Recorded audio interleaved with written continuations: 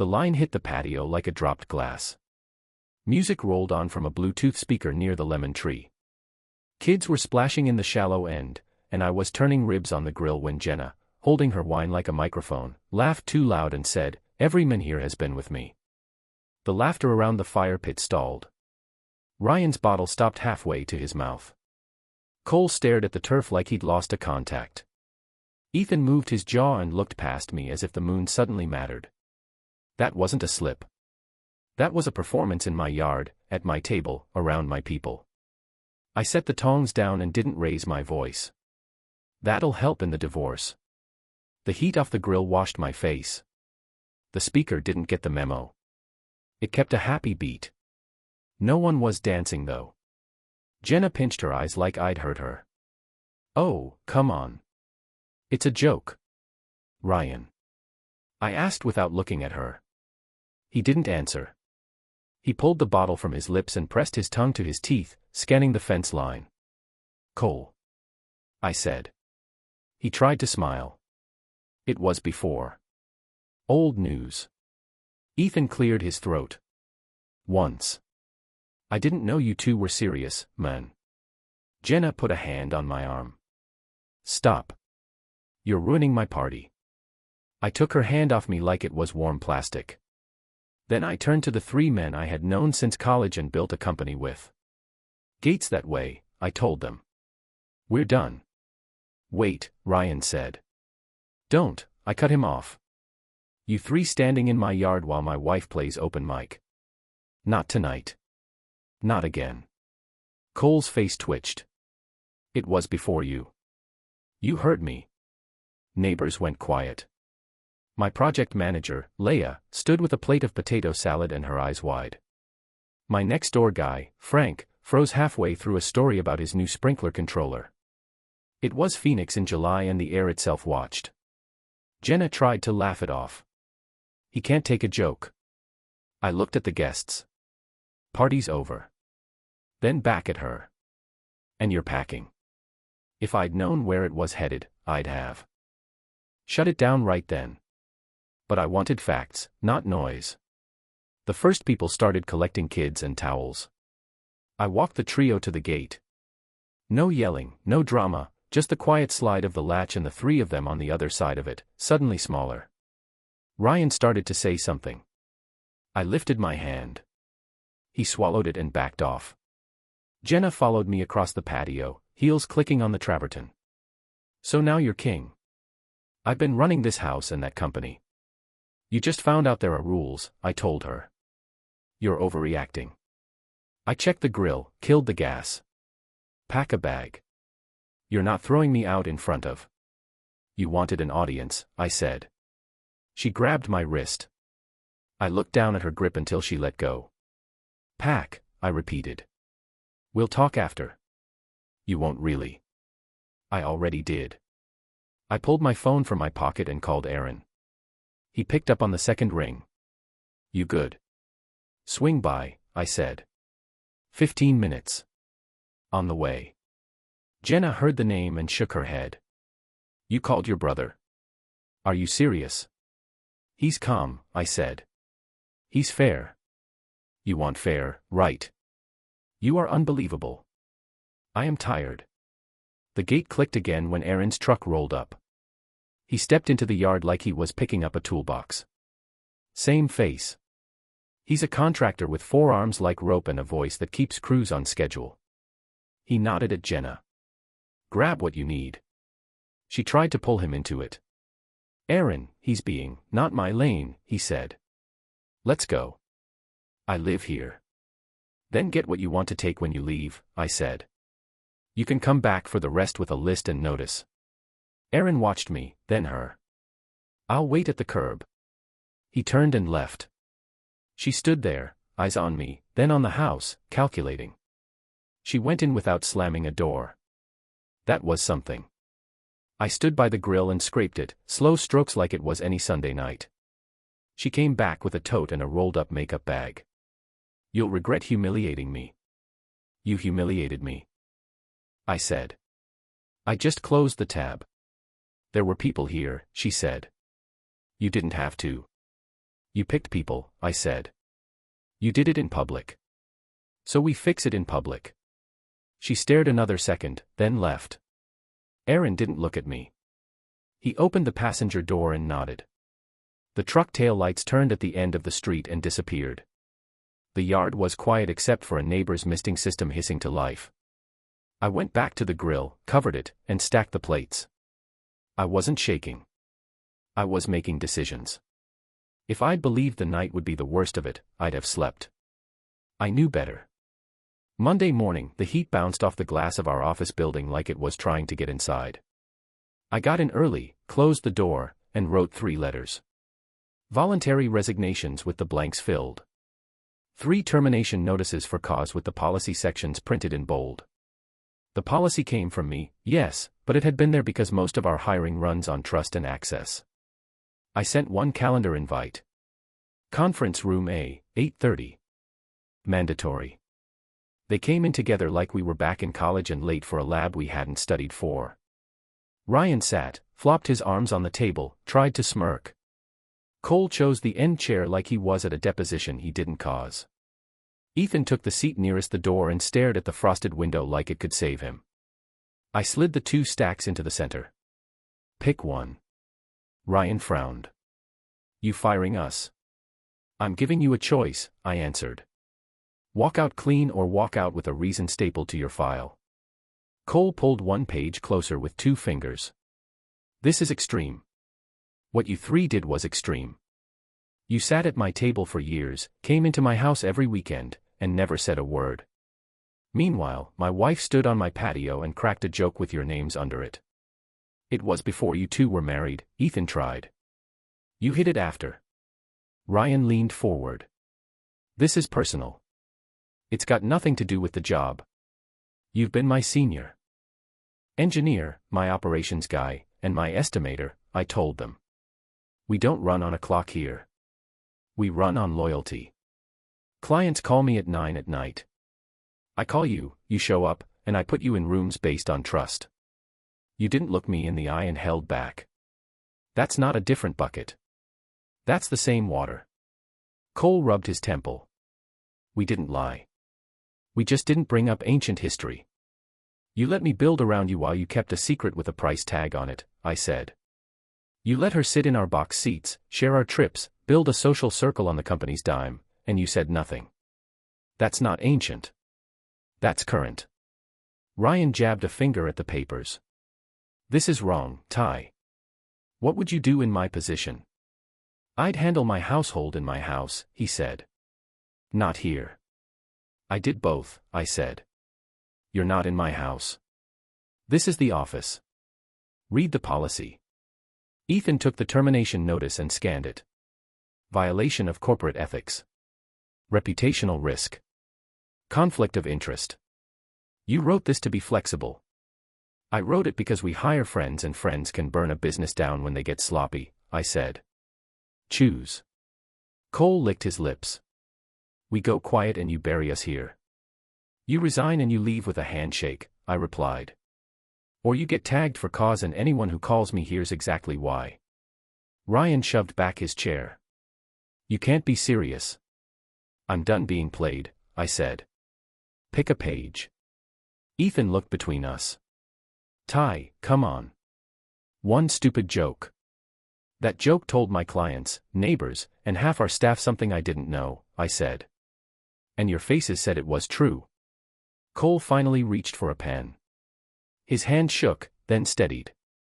He signed the resignation. Ryan watched him like he'd just committed treason. Ethan sighed and grabbed a pen. You'll regret making this public.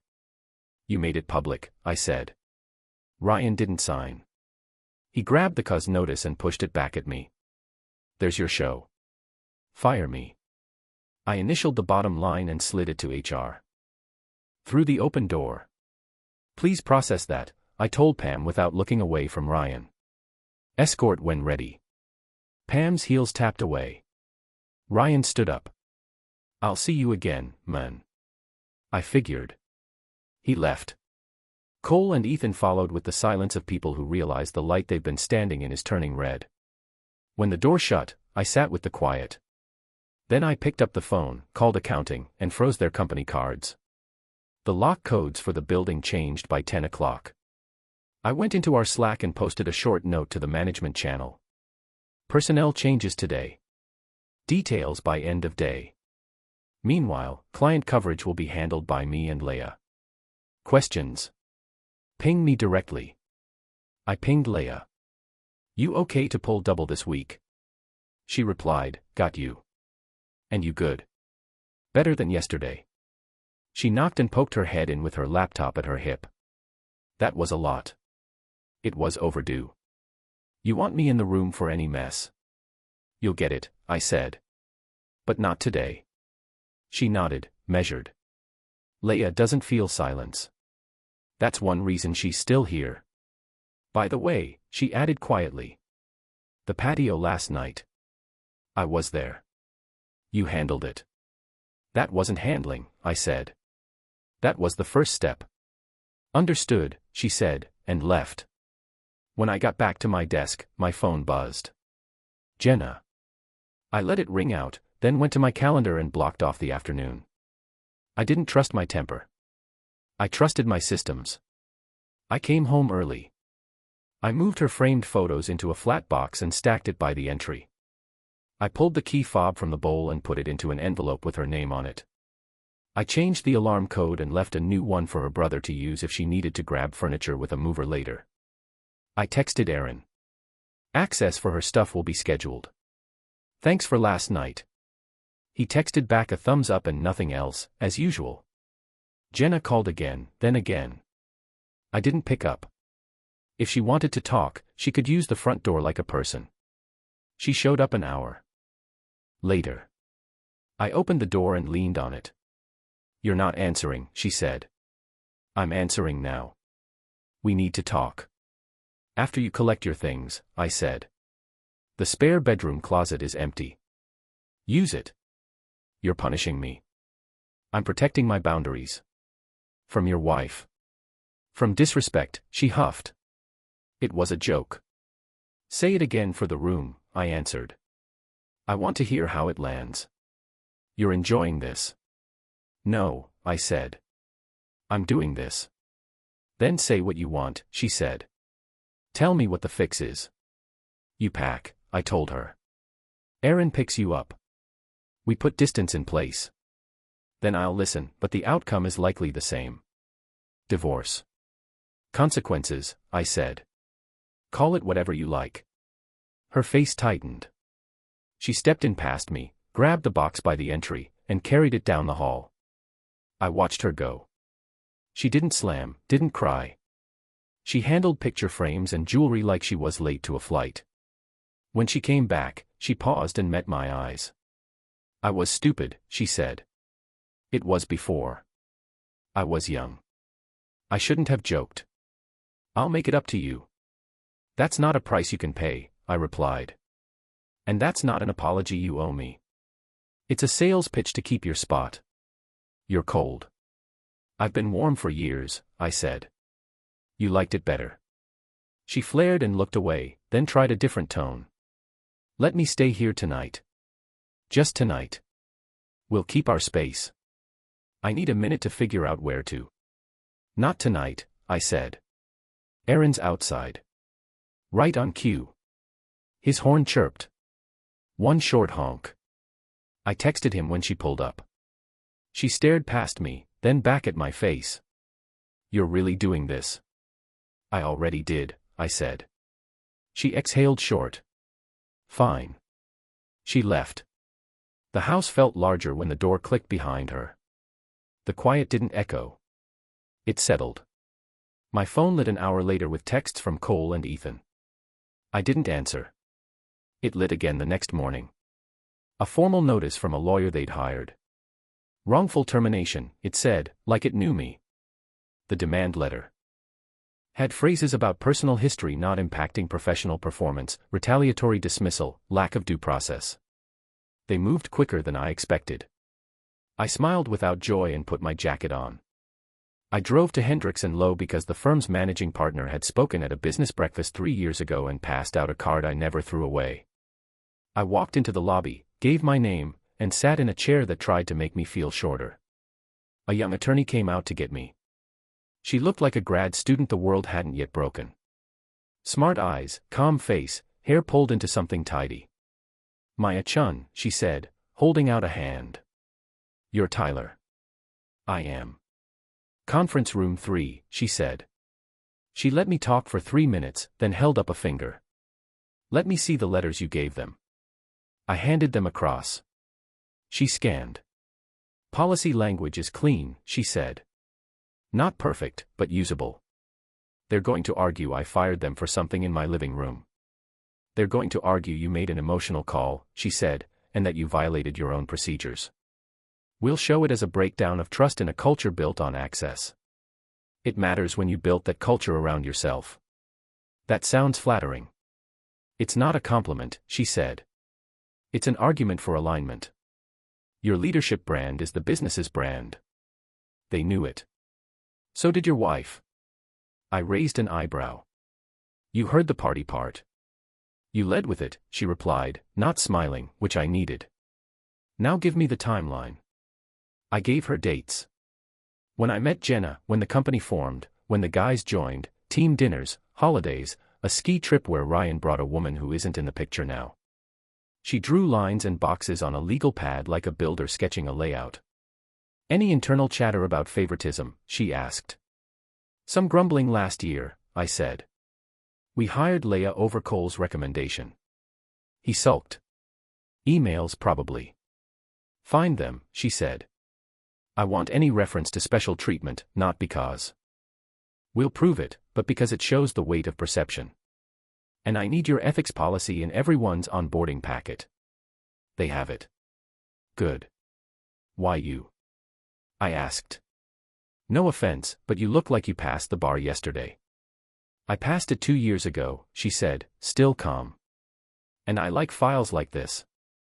They're about honest culture, not paper rules. You kept your rules tight. That helps. And if we lose, you settle," she said. "I don't think we lose." "You sound sure." "I sound prepared." I exhaled. "Okay." She closed her notebook. "When we get to a judge, they'll try to paint you as a hothead. You will not help them. You will answer cleanly. You will not drift into marriage talk unless I ask. You will say, 'I made a decision about trust in my leadership team,' and then you will stop talking." "That I can do." "Also," she added, "you look less sympathetic if your home is still a shrine to your marriage. If they subpoena photos or social media, I'd prefer to see distance." "Already done," I said. I boxed it. "Good," she said. "Next step, I'll send discovery requests for communication among the 3 of them. If they were coordinating, I want it on paper." "Thank you." "Don't thank me yet," she said. "Let's earn it. If you're still here, please hit the like button. It really helps recommend this story to more people. Thank you so much for your support. Now, let's get back to the story. We prepped for 2 weeks. I pulled emails.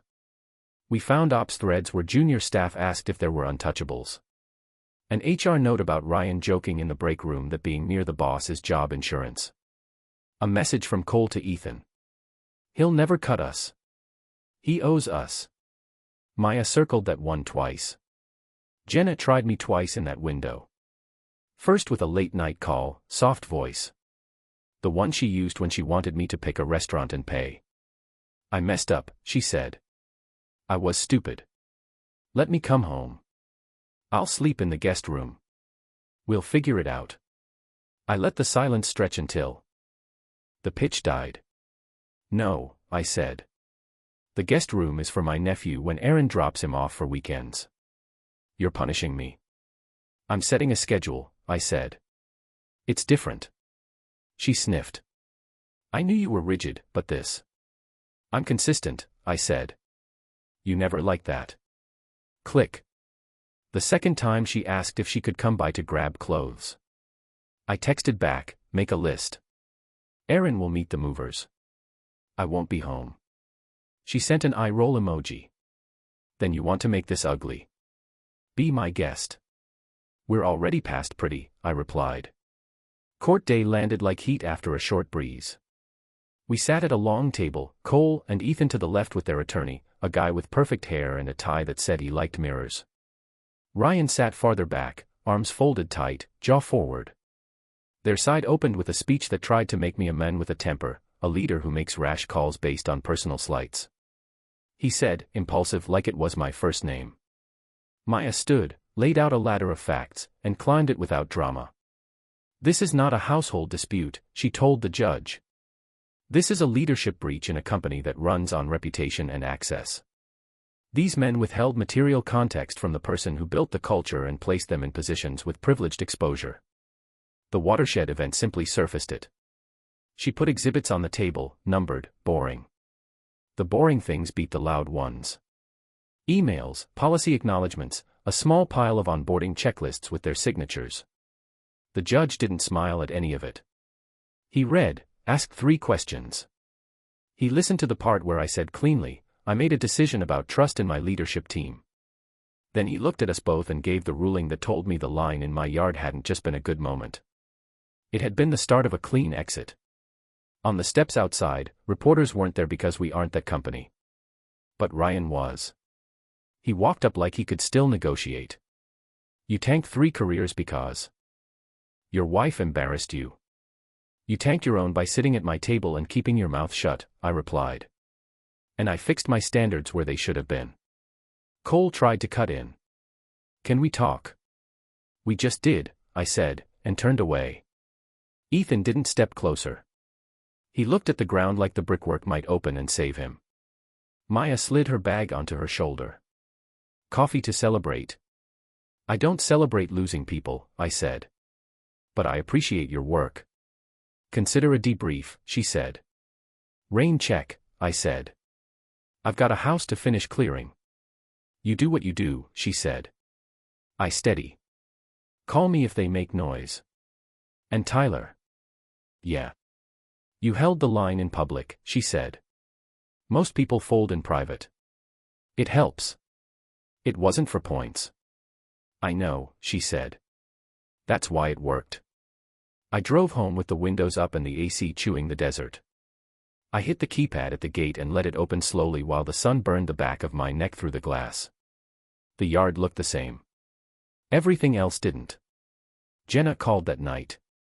You feel good now? I feel clean, I said. You wrecked them, she said. You could have let them resign. I gave them the option. You always want to prove something, she said. I already proved it, I said. To myself. You think you're noble, but you're petty. You said that line in my yard like you were handing out party favors, I reminded her. Now you want me to count chairs. You could have kept this between us, she said. A real man doesn't. Stop, I cut her off. Don't pitch a better version of me that matches your comfort. You're unbearable, she whispered. I'm unavailable, I said, and hung up. She showed up 2 days later without a bag. It was morning. I'd reshuffled the furniture to open up the living room and pulled our wedding photo off the mantel. It had been a nice picture, good light, decent suit. It was in a drawer now with the passports. She stepped into the house like it still remembered her. Wait. I'm not here to fight, she said. I'm here to apologize. Proceed, I answered.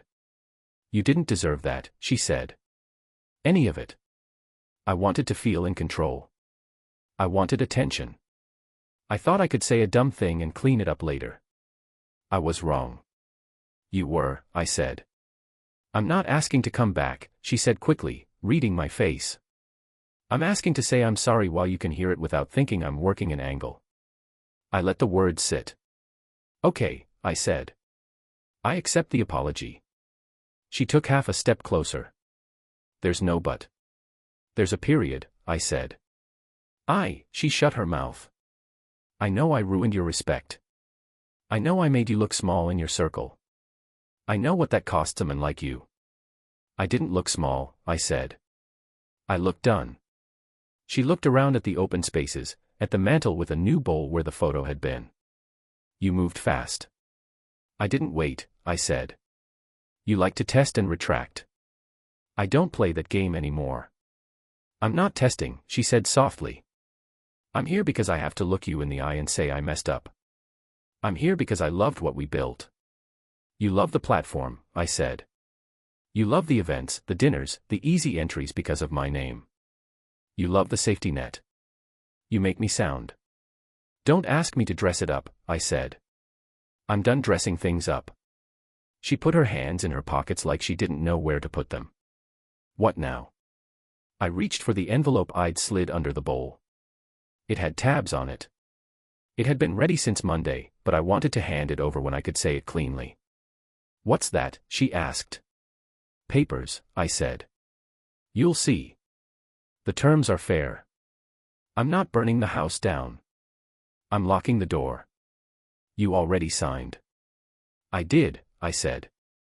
You can add your signature and we can end this like adults. No noise.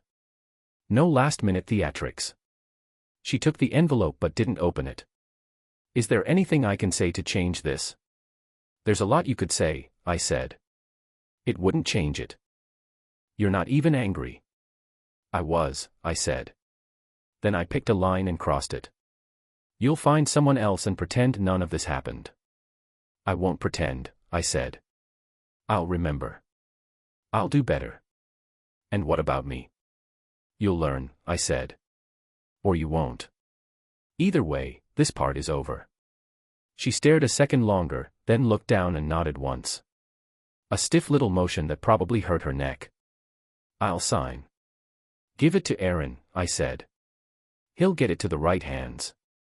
You won't even let me return it here, she asked, lifting her chin. No, I said. This door is for other things now. She didn't cry. She didn't shout. She walked to the threshold and paused. You're colder than I thought. I'm clearer than you wanted, I said. She left. The envelope slid under her arm like a prop that had found the right scene. I took a breath, felt air fill a space that had been at half capacity for too long, and picked up my keys. If the story needed a victory dance, it didn't get one. It got appointments kept on time, staff meetings where people asked fair questions and got direct answers, and an office where Leia moved into Ethan's desk and didn't miss a beat. It got 2 new hires recommended by a guy in Dallas who used to compete with us and now wanted to trade work. It got me answering my own door at 9 at night to my brother's kid grinning around a popsicle asking if the guest room had the cool blanket. It did. 3 weeks after the papers went out, I ran into Frank at the mailbox. He leaned on the metal and squinted at the morning. Heard you had a party blow up, he said. You were there, Frank, I said. You watched it. I pretended I didn't, he said. But I saw you keep your voice down. That's rare. I don't do noise, I said. You trimmed your hedges, he noted like that was related. I trimmed more than that, I said. Good for you, he said, then lowered his voice. Saw Ryan at the hardware store. He looked like a man who cut his own hose by mistake. He'll live. He will, I said. Some of us learn from sharp objects. He laughed and walked back to his driveway, shaking his head. Leia caught me in the hallway later. Lunch with a potential client at 1, she said. He asked for you. I'll be there. And she added, a beat longer, Maya called to say the appeal window ticked by with no action. That file is closed. Tell her thank you. Tell her yourself, Leia said, biting back a smile. She invited you for coffee again. Is this you pushing me into social life? This is me keeping you alive, she said. Fine, I said. Put it in the calendar for Friday. Friday afternoon, I showed up at a small place 2 blocks from the courthouse. Maya was already at a table with 2 mugs and a legal pad she didn't open. You look less tired, she said. I moved furniture, I replied. It helps. I like winning, she said. I like earning it, I said. She held my eyes a second. You want to talk about anything not in a file? Sure, I said. Tell me why you like boring exhibits. They don't argue back, she said. And they don't lie. People do that. They do. We talked for an hour about old cases and how small businesses live or die by the worst 5 minutes in a year. We didn't talk about Jenna. We didn't need to. 2 months later, the house was different. I replaced the big sectional with 2 smaller couches and a sturdy chair that fit me. I parked a used Tundra in the driveway and sold the SUV Jenna insisted on because it fit our brand. My brother and I built a workbench in the garage and evened out the shelves we'd never bothered to level. I started lifting again in the mornings and made eggs in a pan that didn't have a matching set because it didn't need one. People ask about endings like they come with theme music. They don't. They come with initiative and clean paper. They come with reliable people in the right seats and unreliable people removed with a signature rather than a scene. Jenna's name comes up now and then. I know she moved in with a friend across town. I heard from someone that she tried a new job in events and it didn't stick because the invites changed and she couldn't leverage mine.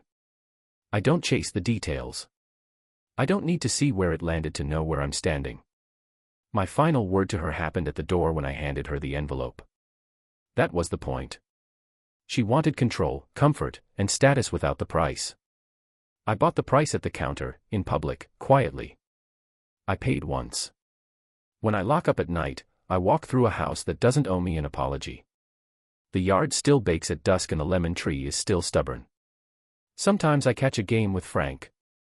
Sometimes Aaron rolls by with his kid for burgers. Sometimes Maya meets me for coffee that turns into dinner, and we talk about anything except courtrooms. If you're waiting for a romantic last-minute rescue of the old story, you'll be waiting alone. I rescued myself. Jenna slid her line across my patio and expected me to juggle it. I put it down. I picked up mine. We're done. This is where the story ends. How was today's story? I'd love to hear your thoughts in the comments, and where you're watching from. Like, share, and subscribe for more powerful stories.